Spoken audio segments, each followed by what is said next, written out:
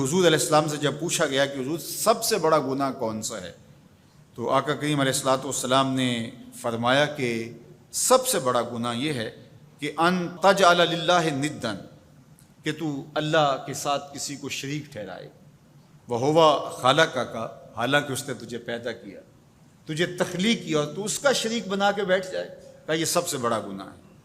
تو راوی نے عرض کی قل تو ثم ایو، حضور پھر اس کے بعد؟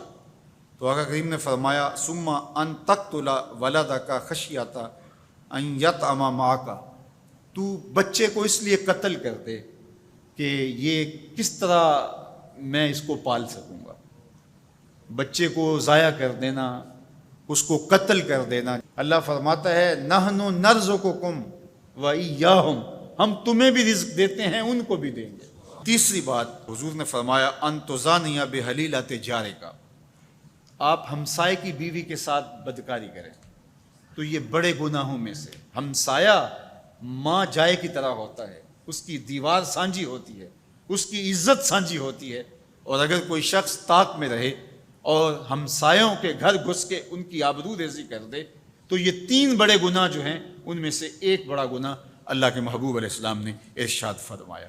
حضرت عبداللہ ابن مسعود رضی اللہ تعالی عنہ سے یہ روایت مروی ہے کہ لا احد اغیر من اللہ عز وجل، اللہ سے زیادہ کوئی غیرت مند نہیں ہے، اللہ سب سے زیادہ غیرت مند ہے، اور اس کی غیرت کا تقاضا یہ ہے وَلِذَالِكَ حَرَّمَ الْفَوَاحِشَ مَا ظَهَرَ مِنْهَا وَمَا بَطَنَ، کہ اس نے بے حیائی کو چاہے وہ پوشیدہ طور پہ کی جائے یا اعلانیہ طور پہ کی جائے، اس کو پسند نہیں کیا، اور اس نے منع کر دیا، لوگوں کو روک دیا، حرام قرار دے دیا، اس لیے کہ وہ خود غیرت مند ہے۔ غیرت مند مالک غیرت کا سبق دیتا ہے اپنی مخلوق کو۔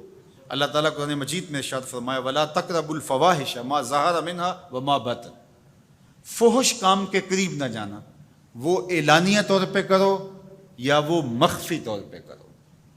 تو مفسرین نے لکھا کہ جو بدکاری ہے وہ مخفی فحش ہے، اور شراب نوشی یہ اعلانیہ فحش ہے۔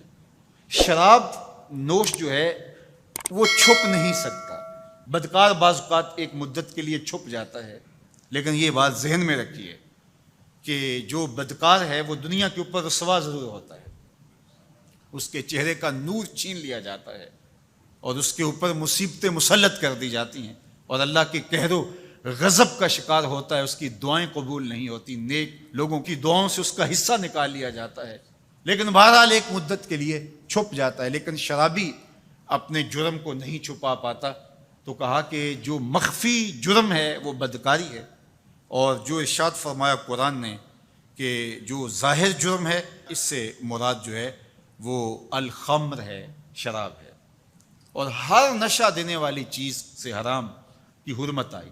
کل مسکر خمر وکل خمر حرام، فرمایا ہر نشہ آور چیز شراب ہے، اور ہر شراب حرام قرار دے دی گئی ہے۔ اب یہاں بھی لوگ دلیلیں لے کے بیٹھ جاتے ہیں، میاں وہ بھی ایک مشروب ہے، اس سے کیا فرق پڑتا ہے؟ میاں جب رب نے کہہ دیا تو بات ختم ہو گئی۔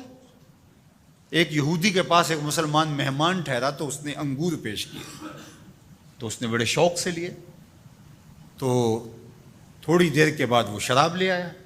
اس نے کہا استغفر اللہ، میں مسلمان ہوں، میں شراب نہیں لیتا۔ تو اس نے ہنس کے کہا یہ جو انگور آپ نے کھائے ہیں شراب اسی سے کشید ہوتی ہے۔ تو اس مسلمان نے کہا کہ آپ کی اہلیہ کدھر ہے؟ تو وہ اپنی اہلیہ کو بلا لایا، تو کہا آپ کی کوئی اولاد بھی ہے؟ کہا ہاں میری بیٹی ہے، کہا اس کو بھی بلا لاؤ۔ تو اس کو بھی بلا لایا۔ جب دونوں آ کھڑی ہوئی تو کہا کہ یہ حلال ہے تیرے لیے، اور یہ بیٹی اسی کی ہے، اور یہ حلال نہیں ہے۔ تو جب اس یہودی نے یہ بات سنی فقال اشہد ان لا الہ الا اللہ وحدہ لا شریک لہ واشہد ان محمدا عبدہ ورسولہ۔ کہا اتنی خوبصورت دلیل، اتنی خوبصورت دلیل۔ کہا انگور سے شراب نکلی ہے تو شراب حرام کیوں، انگور حلال کیوں؟ تو کہا مجھے یہ بتاؤ کہ تمہاری بیوی تمہارے لیے حلال ہے، تمہاری بیٹی تمہارے لیے حرام کیوں؟ کہا بات سمجھ میں آ گئی۔ تو میرے رب نے، بعض کا تو اس کی حکمتیں ہمارے علم میں نہیں ہوتی، اور حکمت نہ جاننے کی وجہ سے ہم کہتے ہیں کہ یار یہ بات سمجھ میں نہیں آتی۔ یہی تو ہمیں بتایا گیا کہ جو سمجھ میں آئے اس کو بھی ماننا ہے، جو نہیں سمجھ میں آئے اس کو بھی ماننا ہے۔ ہم جنت کو مانتے ہیں نا، دیکھا ہے، یا رب کو مانتے ہیں، دیکھا ہے، وہ سمجھ میں آتا ہے، تو دل میں تو آتا ہے، سمجھ میں نہیں آتا۔ میں جان گیا بس تیری پہچان گئی۔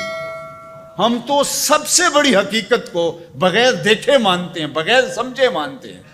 ادراک فہم کی حدود سے ورا ہے، عقل و خرد کے دائروں سے ورا ہے، لیکن اس حقیقت کو ہم مانتے ہیں تو اس کے کہے ہوئے کو کیوں نہیں مانیں گے؟